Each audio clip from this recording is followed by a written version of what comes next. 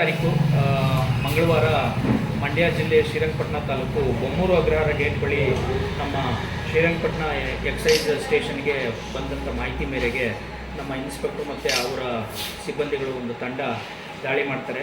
ಒಂದು ವಾಹನ ನೋಂದಣಿ ಸಂಖ್ಯೆ ಇಲ್ಲದೇ ಇರ್ತಕ್ಕಂಥದ್ದು ಒಂದು ಹೀರೋ ಹೋಂಡಾ ಸ್ಪ್ಲೆಂಡರ್ ಬೈಕ್ನಲ್ಲಿ ಇಬ್ಬರು ಆಸಾಮಿಗಳು 12.94 kg ಒಣ ಗಾಂಜಾವನ್ನು ಸಾಗಾಣಿಕೆ ಮಾಡ್ತಾ ಇರ್ತಾರೆ.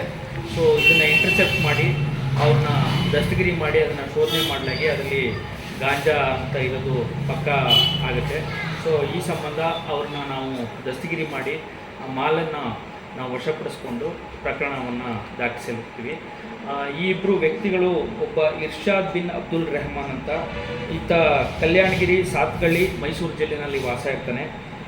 ಇನ್ನೊಬ್ಬರು ಅಕ್ಬರ್ ಅಲಿಯಾಸ್ ಮುಬಾರಕ್ ಬಿನ್ ನವಾಬ್ ಅಂತ, ಈತ ಈದ್ಗಾ ಮೊಹಲ್ಲಾ ಕಾರ್ಖಾನೆ ಬೀದಿ ಗುಂಡ್ಲುಪೇಟೆ ಟೌನ್ ಚಾಮರಾಜನಗರ ಜಿಲ್ಲೆ ಇಲ್ಲಿಯವರಾಗಿರ್ತಾರೆ. ಸೊ ಇವತ್ತು ಏನು ನಾವು ಜಪ್ತಿಪಡಿಸಿದ್ದೀವಿ, ಈ ಗಾಂಜಾ ಮೌಲ್ಯ ಒಂದು 7 ಲಕ್ಷ ರೂಪಾಯಿ ಆಗುತ್ತೆ. ಸೊ ಇವರಿಬ್ಬರು ಹೆಬಿಚುವಲ್ ಇರ್ತಾರೆ. ಇವರು ಹಿಂದೆನೂ ಕೂಡ ಪ್ರಕರಣಗಳಲ್ಲಿ ಭಾಗಿಯಾಗಿದ್ದಾರೆ. ಇವ್ರ ಮೇಲೆ ವಿವಿಧ ಜಿಲ್ಲೆಗಳಲ್ಲಿ ವಿವಿಧ ಠಾಣೆಗಳಲ್ಲಿ ಈಗ ಆಲ್ರೆಡಿ ಮೊಕದ್ದಮೆಗಳು ದಾಖಲಾಗಿದೆ. ಸೊ ಈ ಸಂಬಂಧ ನಾವು ಪ್ರಕರಣ ದಾಖಲಿಸಿ ಮುಂದಿನ ಕ್ರಮವನ್ನು ಜರುಗಿಸ್ತಾ ಇರ್ತೀವಿ. ಸರ್, ಈ ಆರೋಪಿಗಳ ಹಿನ್ನೆಲೆ ಏನು ಸರ್? ಈಗ ಮೊದಲಿಂದ ಕೂಡ ಇವರು ಇದ್ರ ಹೇಗೆ? ಅದೇ ಈಗ ನಾನು ಆಲ್ರೆಡಿ ಹೇಳ್ದಂಗೆ ಇವರಿಬ್ಬರು ಪಳಗಿದಂಥ ನುರಿತ ಆರೋಪಿಗಳಿವರು. ಈ ಹಿಂದೆನೂ ಇವರು ವಿವಿಧ ಜಿಲ್ಲೆನಲ್ಲಿ ವಿವಿಧ ಠಾಣೆಯಲ್ಲಿ ಇವ್ರ ಮೇಲೆ ಮೊಕದ್ದಮೆ ದಾಖಲಾಗಿದೆ. ಇವರು ಇದನ್ನು ರಿಪೀಟ್ ಮಾಡಿದ್ದಾರೆ. ಗಾಂಜಾ ಪ್ರಕರಣನೇ. ಅಂದರೆ ಎಲ್ಲೆಲ್ಲಿಗೆಲ್ಲ ಡಿಸ್ಟ್ರಿಬ್ಯೂಟ್ ಮಾಡ್ತಾರೆ ಸರ್ ಗಾಂಜಾ?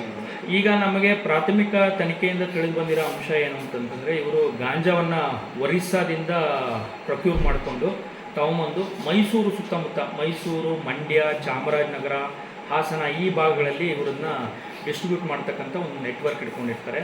ಸೊ ಹಾಗಾಗಿ ಎಲ್ಲ ಜಿಲ್ಲೆಗಳಲ್ಲೂ ಇದು ವ್ಯಾಪಿಸಿರ್ತಕ್ಕಂಥ ಸಾಧ್ಯತೆ ಇರುತ್ತೆ. ಇದು ವಿವರವಾದ ತನಿಖೆಯನ್ನು ನಾವು ಮಾಡಿದಾಗ ನಮಗೆ ಇವ್ರದ್ದು ಫ್ರಂಟ್ ಮತ್ತು ಬ್ಯಾಕ್ ಲಿಂಕ್ ಏನಿದೆ ಎರಡೂ ನಾವು ಎಸ್ಟಾಬ್ಲಿಷ್ ಮಾಡ್ಬೋದು. ಡೆಫಿನೆಟ್ ಆಗಿ ಇದು ಏನು ಅಂತಂತಂದರೆ ಒಂದು ಆರ್ಗನೈಸ್ಡ್ ಕ್ರೈಮ್. ಇದು ಒಂದು ಸಂಘಟನಾತ್ಮಕ ರೀತಿಯಲ್ಲಿ ಮಾಡಿರ್ತಾರೆ. ಇದು ತುಂಬ ದೊಡ್ಡ ಜಾಲ ಇದ್ರೇ ಇಷ್ಟೊಂದು ಅಪಾರ ಪ್ರಮಾಣದಲ್ಲಿ ಗಾಂಜಾ ವಶಪಡಿಸ್ಕೊಳ್ಳೋದಕ್ಕೆ ಸಾಧ್ಯ ಆಗುವಂಥದ್ದು. ಸೊ ಹಾಗಾಗಿ ಇದನ್ನು ನಾವು ಹೆಚ್ಚಿನ ವಿಚಾರಣೆ ಮಾಡಿದಾಗ, ತನಿಖೆ ಮಾಡಿದಾಗ ನಮಗೆ ಈ ಎಲ್ಲ ಅಂಶಗಳು ಮಂದಟ್ಟಾಗುತ್ತೆ. ಸರ್, ಇದು ರಾಜ್ಯವ್ಯಾಪಿ ವ್ಯಾಪಿಸಿದೆ ಅಂತ ಅನಿಸುತ್ತೆ ಸರ್ ಈ ಡ್ರಗ್ಸ್ ಜಾಲ? ಇದು ಯಾಕಂದ್ರೆ ಇಷ್ಟೊಂದು ಪ್ರಮಾಣದಲ್ಲಿ ಸಿಕ್ಕಿದೆ ಅಂತ ಹೇಳಿದಾಗ ಎಲ್ಲೋ ಒಂದು ಕಡೆ ಇಂಟರ್ ಸ್ಟೇಟ್ ಲಿಂಕ್ ಇರುವಂಥದ್ದು ಇದೆಯಾ? ಹೌದು. ಏನಂತಂತಂದರೆ ಕರ್ನಾಟಕದಲ್ಲಿ ನಾವು ನೋಡ್ತಾ ಇರ್ತೀವಿ, ಬ್ಯಾಂಗ್ಳೂರು ಸುತ್ತಮುತ್ತ ಇತ್ತೀಚೆಗೆ NCB ಅವರು, ನಮ್ಮ ಅಬಕಾರಿ ಇಲಾಖೆಯವರೇನೆ ತುಂಬ ಅಗಾಧ ಪ್ರಮಾಣದಲ್ಲಿ ಸೀಸರ್ಸ್ ಮಾಡಿದ್ದಾರೆ, ಪೊಲೀಸವರು ಮಾಡಿದ್ದಾರೆ. ಸೊ ಹಂಗಾಗಿ ಇದು ರಾಜ್ಯದಾದ್ಯಂತ ಎಲ್ಲ ಕಡೆ ಡ್ರಗ್ಸ್ನ ನಾವು ಪತ್ತೆ ಹಚ್ಚಿದ್ದೀವಿ.